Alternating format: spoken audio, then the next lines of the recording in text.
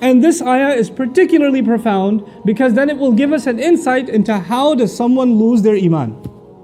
How does someone end up taking the most priceless treasure that they can have in this life, our faith, and end up squandering it and losing it. It doesn't happen overnight. You don't just lose your iman. It's a process. And that process has been described in these timeless words. Bala, of course you used to be with us. وَلَكِنَّكُمْ فَتَنْتُمْ أَنفُسَكُمْ. However, you put yourselves, I'll do a rough translation first and I'll explain. Number one, you put yourselves in fitna, you put yourselves in trial. Fatana in Arabic actually means to put something to the test. Fatana is also used when you test the purity of gold and you melt it and impurities come out. Gold doesn't go through an easy test, it goes through a painful burning test. The idea of fatantum anfusakum, there are many lessons associated with it. For the purposes of this khutbah, I'll highlight one of them. You kept putting yourselves in situations where your faith gets tested.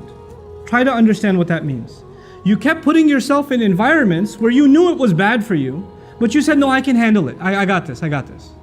You kept surrounding yourselves with friends that would do bad things, say bad things, see bad things, go to bad places, but you said, I'm not like them, I'm just trying to help them.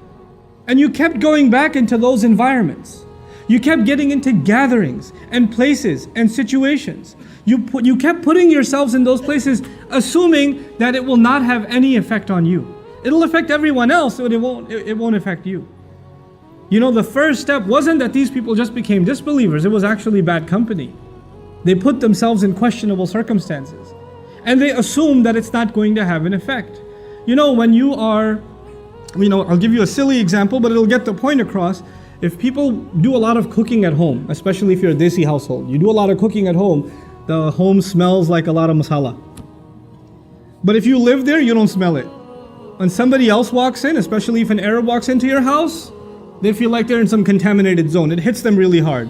But a couple of hours later, they're like, it's just oxygen now. You understand?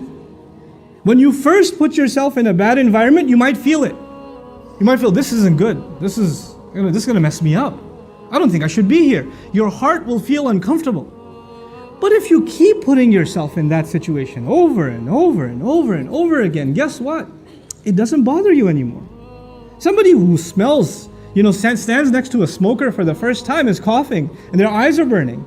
But if they start smoking themselves a year later, that just becomes their oxygen. They can't even breathe normally without smoking. It changes them altogether. The first problem was you surrounded yourselves in a bad environment. Fatantum anfusakum. What was the second problem? The second problem was وَتَرَبَّصْتُمْ. You kept procrastinating. Now what does that mean? That means you realized it's bad, and you also realized in your own conscience, I should change, but you told yourself, I'll change pretty soon, inshallah. I'm gonna change. I know I have to change. I know this is bad. Just one more week, and I'm gonna be a different person. Man, just this semester, I got these messed up friends right now, and I can't really make them upset, so I'm gonna keep hanging out with them. But next semester, I'm totally doing a different schedule. I'm not gonna be around these guys anymore. But let me just write out this semester. Just this one more month, I'm doing this. Just this one more weekend, just this one or two more party, just one or two more drinks. That you keep telling yourself just a little bit more, and then people tell my favorite one, Ramadan is right around the corner. It's just 10 more months, 11 more months. Once Ramadan comes, man, I'll be totally different. And I plan to go to Hajj. Once I go to Hajj, you watch, I'm gonna be a different person. But until then, just make dua for me. Tarabbastum. You didn't want to make a change today, right now. You assumed, not only are you putting yourselves in a bad environment, you're not ready to make a transformation right now. It's too much for you to be asked. You'd rather just stick it out. You'd rather just enjoy a little bit more. This is what tarabbastum. But you know what? And you assumed, by the way, this also has an assumption. The first assumption was it doesn't affect you. It doesn't have an impact on you, but it does. Something really bad becomes normal to you over time. You get desensitized. What is the effect of tarabbus, of holding off and holding off and holding off? Actually, you assume that you can put the brakes on at any time. And you can walk away from all of it whenever you want. I'm not addicted. I don't need this. I'm not hooked on it. I could just walk away whenever I feel like. The truth of it is, that's not the case. The longer you stay, the more addicted you become, and the more impossible you feel, you can't get out. It's impossible for you to get out of it. You're completely immersed. You're completely drowned. And you don't even know anymore what it is to be outside of this environment. And then you start telling yourself, it's too late for me. And when that happens, a guilt sets in. The guilt sets in that I'm pretty messed up. Man, I've been doing sins. I've been in this bad environment.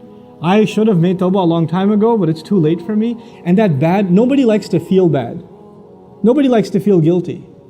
And then shaitan comes and says, why do you feel guilty? You don't have to feel guilty. The only thing that's making you feel guilty is this Islam thing. Islam says this is haram and that's a sin and that's a sin and you can't do this and you can't say that and you can't go there. Islam keeps making you feel bad, man. I want you to feel good. How true is Islam anyway? And now the thoughts start running in this person's mind, a man or a woman. Why am I even following Islam?